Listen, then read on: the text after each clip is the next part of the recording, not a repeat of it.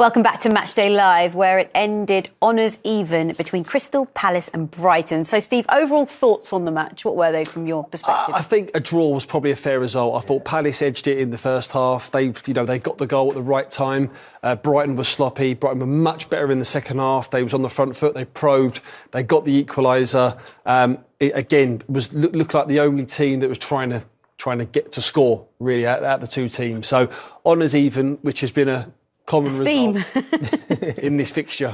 And I actually asked you before the match about Selhurst Park and how it's always been a tough place to go, but recently they haven't been able to pick up any wins at home. Only one win at home all season. So again, the story continues, not maximising on that lead as well. No, yeah, it's frustrating, and I've said it all season, and I speak to a lot of fans that go there, a lot of people there who are higher up at the football club, and it is really frustrating because you think they've got the players that can go and cause problems and create and score a lot of goals, and when you're 1-0 up, you're thinking, just go and get that second goal. And City will tell you, it's the second goal in the game is the most important. If it's 2-0, it's an uphill task for Brighton to get back into it, but as I said, at the start of the game, I would have took the point. I'm a bit disappointed now because I thought the first half they were the better team, but you have to credit Brighton. I think the substitutions made a big part, in particular, Danny Welbeck.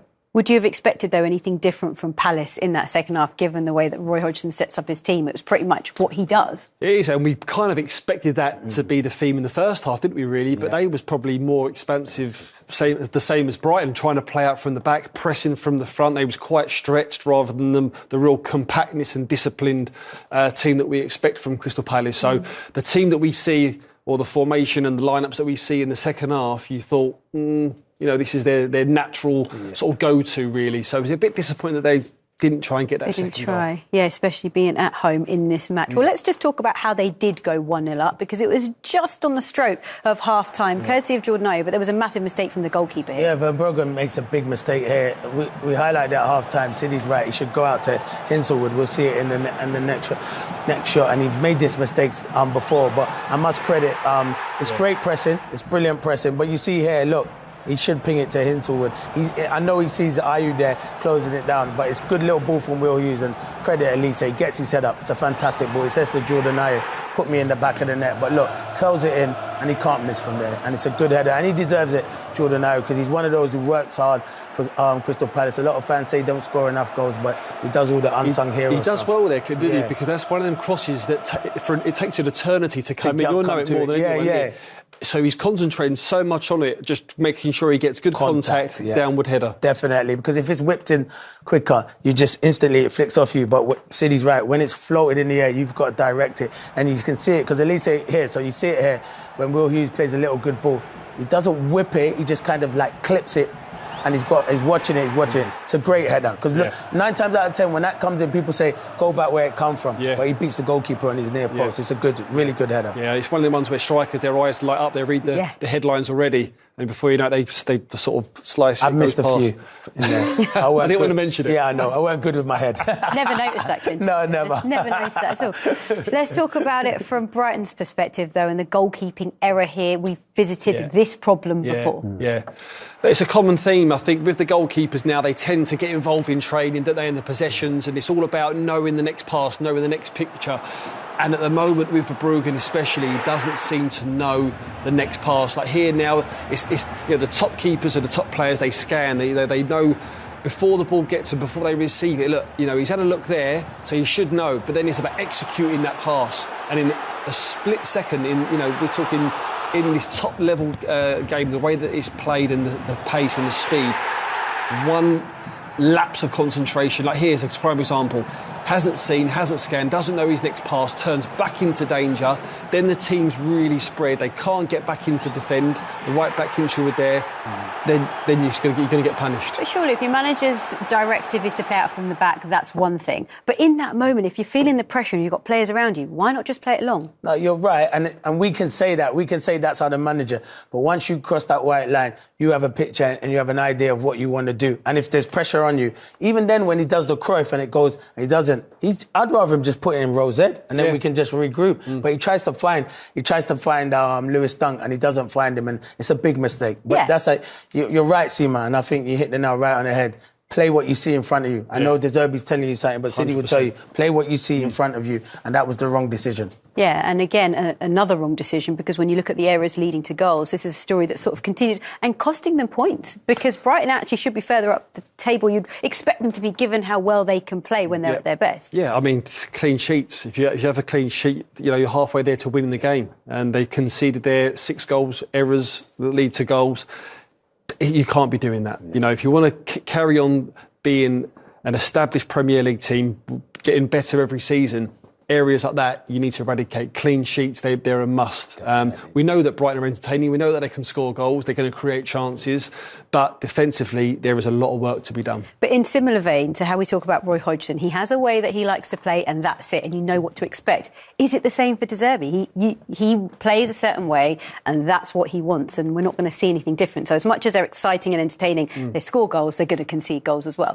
Yeah, I mean, that's their model, that's their motto. Yeah, live by the sword, die by the sword, isn't it? It's very rarely would you see, we didn't see Verbruggen after that sort of go long, really, at all, even to a point where it could be a tactic where you want the press to come on from Crystal Palace, you bypass that with a long ball, then you get on the second and then you're at their back line. We didn't really see that at all. They still maintain, and sometimes managers do it maybe to their own sort of detriment, really, that they could possibly lose their job, where they still want to just play but the way that they want to play. We've seen managers in the past stick to their sort of route one, and it's not really worked out. But as players on the pitch in that moment, would you expect, if it was you, sort of to have a chat with the team and have a word and say, look, actually, it's not working, let's change it? Yeah, you got to manage it, and that's where you're experienced players. And I said it earlier, if I was on the pitch, I'd be telling him, can't always play out from the back. Yeah. I know the manager says I know City would definitely be in the midfield where he controls that area. But I'd be saying, even up the field, just hit the front man. Let's get up the pitch. Sometimes let's change it, because once you do that, Palace will drop that, because they'll think there's a big gap that's going straight to the centre forward. Midfield is not screening. And then once you do that, then you can play out from the back again. You're spot on. It doesn't have to be every time after that. It just could be the next 5 minutes, just to sort of give a bit of relief to the team. The defence line gives the opposition a bit of, then you're putting the onus on them tactically. Right? Okay. Well, if we go high up the pitch, they're going to bypass us. So now that it basically opens up the pitch, and it gives a question to the opposition. Yeah, OK. Well, I'm delighted to say that Jordan Ayew, the goal scorer in this game for Palace, joins us live from Selhurst Park. Hi, Jordan. Thank you very much for joining us. Hi, good evening. Hi. Good evening, everyone. Good evening. I've got Clinton Morrison and Steve Sidwell with me. They'll ask you a question in a moment. But talk to me about your goal, because it came at the perfect time for you. Yeah, I think it was a good cross from Mike. And it was kind of a header that it wasn't that easy, though, because if you're not focused, you're going to miss it. So I'm not too good with my head as well. So I was really focused, and luckily it went in.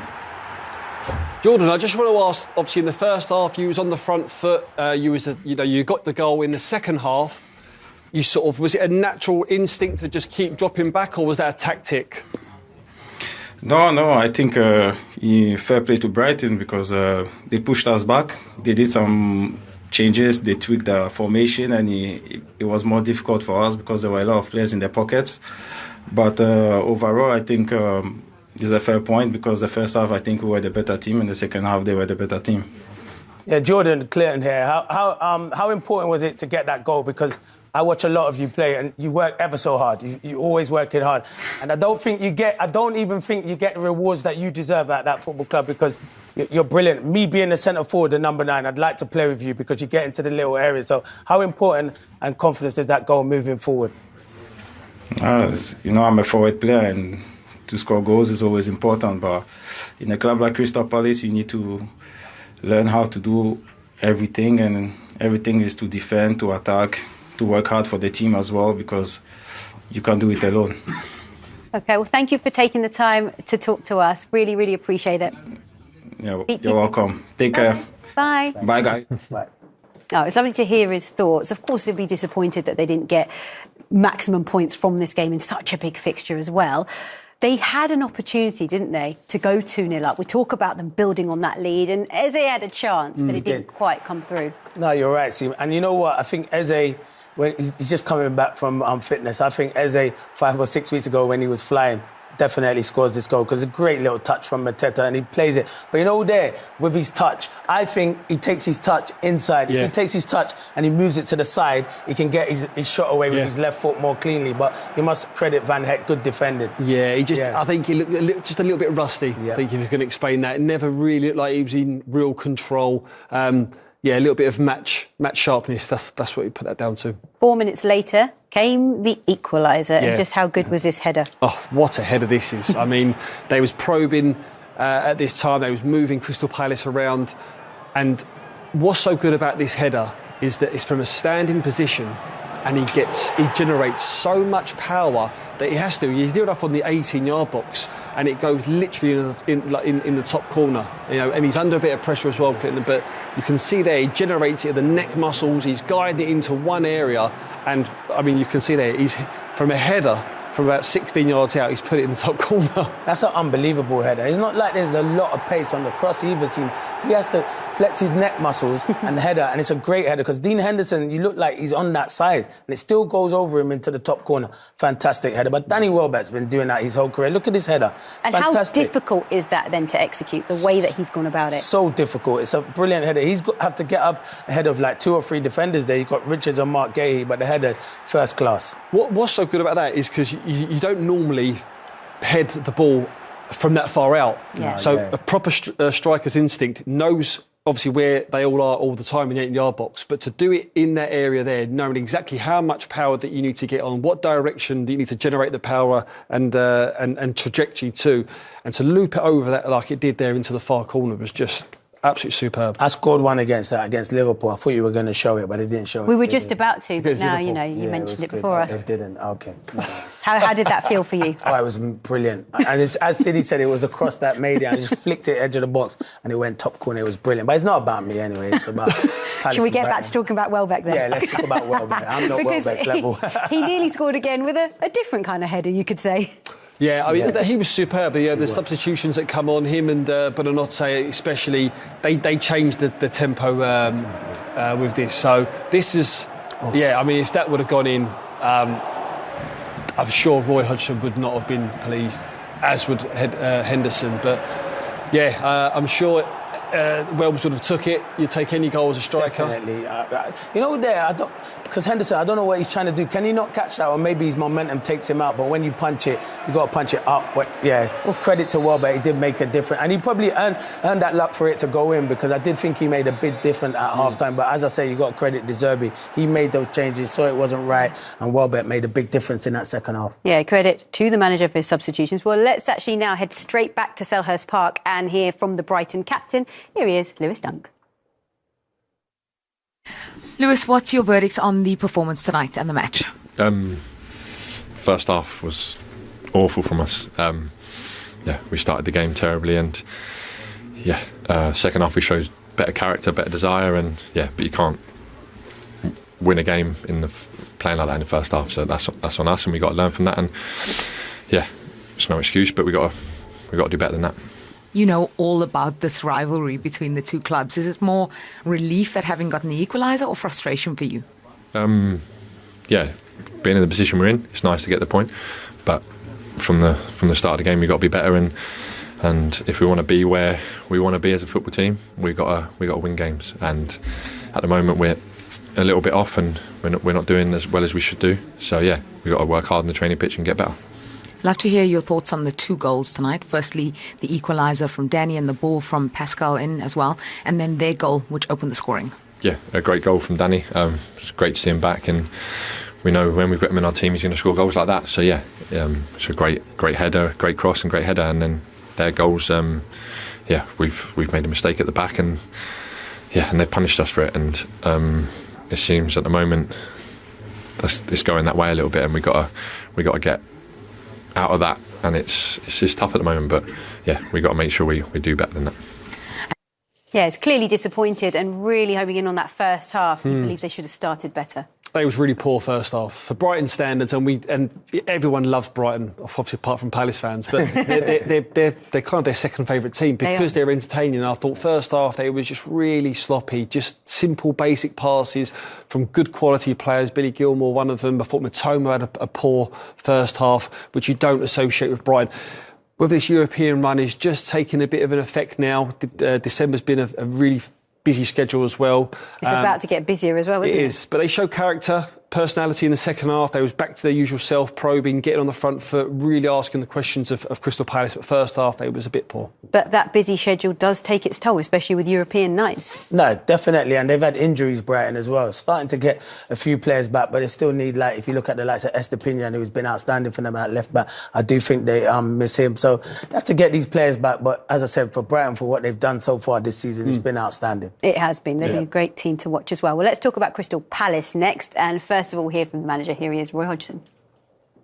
I'm happy. Yeah. Roy, a hard-earned point. Was the control you had in the first half perhaps harder to maintain when the second sort of carried on? Well, it looked that way, didn't it? I mean, to be fair, they were very good in the second half. We made a couple of changes. One of them, of course, because of Jordan Ayew on 4 yellow cards. We didn't really want to lose him. But I thought that the players stuck at the task pretty well, quite honestly. I can't deny that the quality of Brighton's second half performance made them worthy of the equalising goal, and a wonderful equalising goal it was. You don't concede goals like that very often. But we kept at it, we kept going. We had one or two very good chances ourselves in the second half, certainly in the first half. So I think I've got to say that at the end of the day, a derby game, we have to be satisfied with 1 point. We'd have liked all three because we were leading 1-0, but that would have suggested that we were playing against a team that weren't good enough to come out and get that equalising goal, which they did. For your goal, it looked as if it was a deliberately targeted press there. It's something you perhaps worked on in training? Yeah, we worked, and to be fair, throughout the game, we tried to continue that degree of pressure, but they got better at getting out. And of course, the couple of changes we made, unfortunately, a young lad going in for his first or second game, and then Ebrechesi coming back after a long injury, that didn't exactly make us stronger on this occasion, simply because it was a big ask for them to go in with Brighton playing their football, which they do very well. They're all technically very good right the way through. So they were asking a lot more questions of us in the second half than they did in the first half. And unfortunately that led to the equalising goal, which we were disappointed about. We'd have loved to have won it. But, we've played Liverpool, we've played Man City, we played Brighton. Three of the best teams in the league, three of the teams in the league which are absolutely hardest to defend against because of their quality on the ball. And I think on all three occasions we've done okay. We should have taken points in all three of the games. Going forward, the moments you did have, you must be pleased with Michael Elise on the ball, and particularly the shape that JP Mateta gave you as well. Yeah, they were very good. In fact, the front three were good. Ayew was good, Mateta was excellent throughout the game.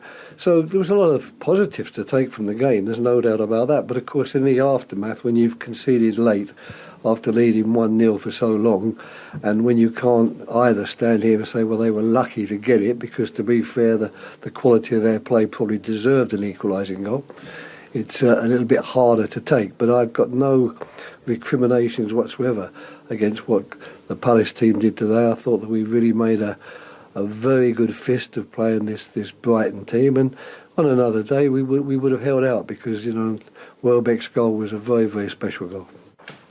Well, we just saw a list of the results for Palace, didn't we? We're going to have a look again. In their last 7, there's been no win. It's the longest run in the Premier League out of the current teams without a win.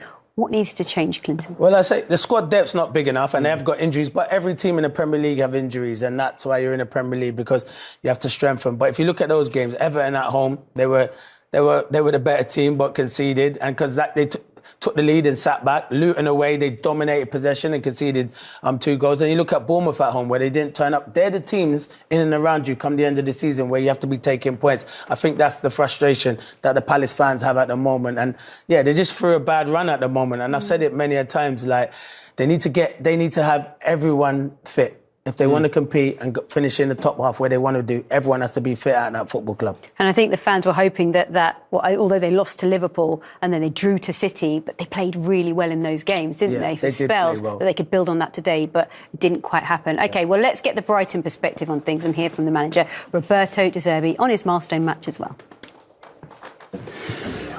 Roberto, are you relieved and happy that your players got some reward for their efforts in the second half, in particular in this game? Yes, I think we lost 2 points, other 2 points. But if we lost 2 points is because we made too many mistakes, and especially in the first half. We concede goal without concede any shoot. We didn't score in 1 or 2 chances in the first half. In the second half, we played with more energy, with more